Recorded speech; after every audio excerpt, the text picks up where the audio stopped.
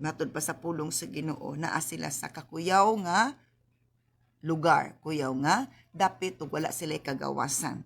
So mao na nga gi pasidan-an ta ni Lord sa iyang pulong para nga maka desisyon tag insakto mo patuotan niya, kay kung mapatuotan niya dili gid ta mahimo nga pildido, dili ta masamok, dili ta makaluluoy, kun dili ang kaluoy sa Ginoo atong maangkon.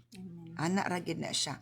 So makatabang gyud ang paghatag panahon sa pagpaminaw siyang pulong aron nga sakto ang atong mga lakang, dili ta masayop ug dili mahimong pildido ug magul-anon ang dagan sa atong kinabuhi sa kaulahian.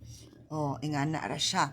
So ang pulong sa Ginoo mooy gabayan, gabayan nato sa atong adlaw-adlaw nga panginabuhi, sama nga ang barko nagkinanglan og timon og kapitan para moagi gid saktong dalan nga dili mo simang og dili maproblema ang dagan sa barko. So nga na maproblema sa dagan sa atong kinabuhi kung walay timon sa Ginoo nga maong pulong sa Ginoo. Kinanglan di ba na may mapa.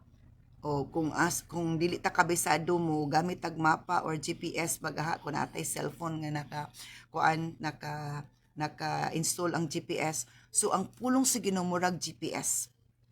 Mo hatag na to guidance, mo hatag na to og kanang sakto nga direction. Busa tagaig bili ang pulong sa Ginoo kanunay.